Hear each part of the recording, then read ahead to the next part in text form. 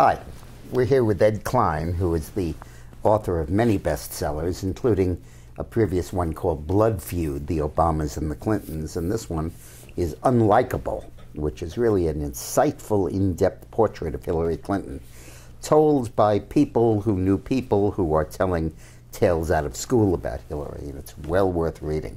Most authentic biography of an inauthentic person that I've ever read.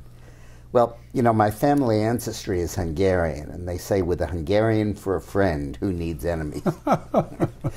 And with Hillary, who needs enemies? She does everything to herself.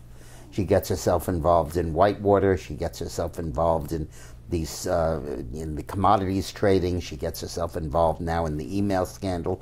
Who needs enemies? These are all self-inflicted wounds. Exactly. Why does she keep doing this to herself?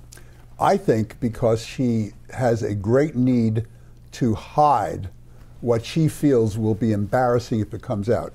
I trace this all the way back to her childhood, when she had this terrible father who used to beat his sons. If she forgot to put the toothpaste cap back on the toothpaste, the father would throw it into the snow and make her go out and pick it up. I mean, he was a real sadistic character. This morning, right after I brushed my teeth, I put the cap back on thinking of that story. It's a hell of a story, and it indicates that when she went out into the world, she tried to cover up this dysfunctional family. Then she married Bill Clinton and tried to cover up his dysfunction and his philandering. She's always trying to cover something up, and I think the email scandal is part of her cover-up that she's done all her life.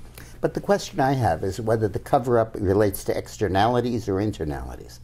Is it that she wants to cover up her family problems or her relationship with her husband, or is it that she wants to cover up who she is? I came to the conclusion, Eileen and I came to the conclusion, that Hillary believes that if we all really, really, really knew her, we'd never vote for her. I couldn't agree more. I think you're absolutely correct. And you know, there's a story about when she was in the White House as First Lady. You'd know this.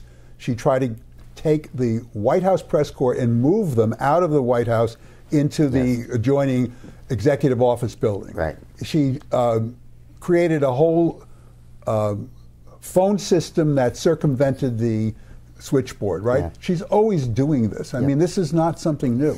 You know, when I read the first Hillary book, Living History, there was a passage that really taught me this. She was recounting the 1982 campaign for governor after Bill had been defeated and he was coming back. And Chelsea at that time was about 2.5 years old. And Hillary said, my main role in the campaign was with Chelsea on my hip going door to door into shopping centers.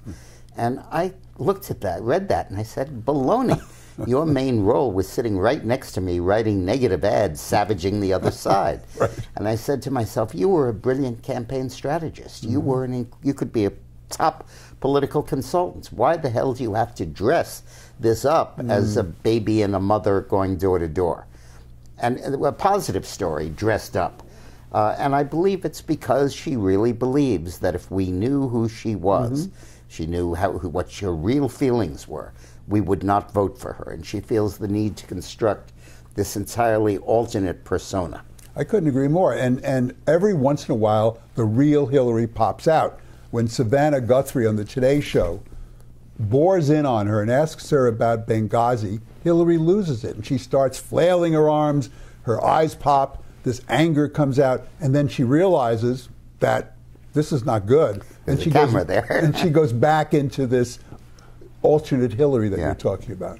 And the alternate Hillary covers up not just her sins, but her ambition, her ruthlessness, her willingness to change positions as necessary, her reincarnations that really rival the new Nixons we kept hearing about. That's right. Well, she's very much like Nixon in many regards, isn't she? I mean, this feeling that she's surrounded by enemies, that she has an enemies list, which she actually does, as you know, that they're out to get the Clintons, never, ever saying, that she is responsible for her own behavior. Particularly in this email scandal, where she did this whole thing to herself. That's absolutely right. None of it had to happen. Exactly. Now, I wanted to ask you, do you think that the email scandal was based on a generic desire to cover up, or do you think it was a specific subset of the sort of RICO-like decision she and Bill made when she became Secretary of State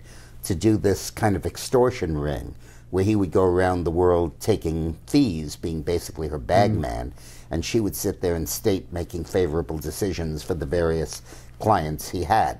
Do you think it was to cover up those specific transactions, or do you think it was a more generic motivation? I think it was both. But there's no question in my mind, since I had interviews with not one but 3 eyewitnesses who saw on her desk and on her conference table Clinton Foundation papers and fundraising material. I mean, she was doing that while she was in the White House, in the Secretary of State's office. Right. Just incredible, an incredibly fascinating woman, and tormented, tortured, and in unbelievable pain, I believe. I agree. Thank you, Ed. Thanks so much. In our next episode, we'll talk about Bill Clinton and whether he really wants Hillary to be president or not. Stick around.